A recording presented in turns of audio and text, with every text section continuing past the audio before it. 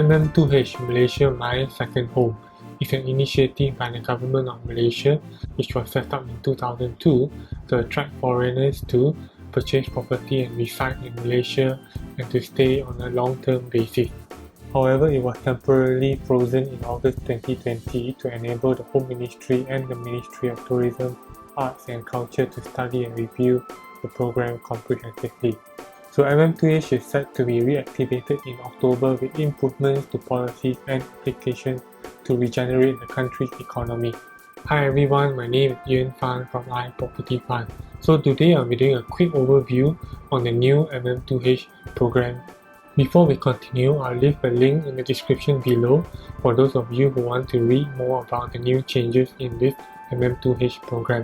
And as always, don't forget to like this video and subscribe to my channel, and this will help the YouTube algorithm for this video and this channel. So there will be a ceiling on the number of participants which is inclusive of the principals and their dependents, which must not be more than 1% of the total Malaysian population. So currently Malaysia has a population of about 30 million people, and only qualified applicants with no criminal record will be allowed to be part of the new MM2H program. So under the new MM2H program, applicants must reside in Malaysia for a cumulative period of at least 90 days in a year, and they must contribute to the country's economy in the form of property rentals or purchases, healthcare services, insurance, education, food and drink, as well as in the domestic tourism. So speaking of property rentals or purchases, so we look here at the MM2H facts. Property purchase is not a prerequisite for participating in the program. Participants may also rent any residential property in Malaysia. All participants are allowed to purchase residential properties at the minimum purchase price for foreigners established by the respective state governments.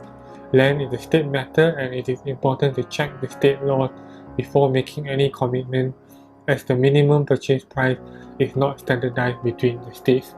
So for MM2H holders, the minimum threshold is different from a non-MM2H holder. So in summary, in Johor, Kedah, Melaka, Negeri Sembilan, Perlis, in some parts of Selangor, Pahang, Terengganu, Putrajaya, Kuala Lumpur and Labuan, the minimum threshold is 1 million ringgit. Then in Kelantan, Penang and Sabah, it is 500,000 ringgit minimum. And then in Perak and Sarawak, it is 350,000 and 300,000 ringgit respectively.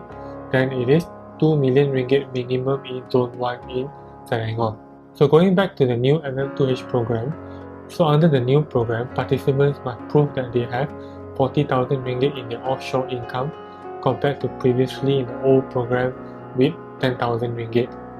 And then for their fixed savings, for above and below 50 years old, they must prove that they have 1 million ringgit compared to 300,000 and 150,000 if you are below or above 50 years old. And then for below and above 50 years old, for your liquid assets, you must have minimum 1.5 million ringgit compared to 500,000 and 350,000 previously. And then even age categories have been changed from below and above 50 years old. Under the new program, it is 35 to 49 years old and 50 years old and above. And the duration of the MM2H program long-term social visit pass has been reduced from 10 to 5 years under the new program. And the rate of the pass fees has been increased from 90 to 500 ringgit in the new program. And under the old program, there was no processing fee for the principal and dependents. But now, under the new program, there will be processing fee of 5,000 ringgit for the principal and 2,500 ringgit for the dependent. So the implementation of the new MM2H policy applies to all new applicants and applications of extensions for existing participants whose MM2H passes have ended or will end. And the current total of MM2H participants who have been approved stands at 57,478 people.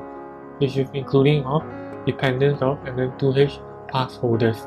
So I hope you gained some insight and knowledge into the new MM2H program. I'll leave a link in the description below if you want to read more. And again, I appreciate if you can like this video and subscribe to my channel, and this will help with YouTube's algorithm for this channel and video. So thanks for listening and have a great day and week ahead.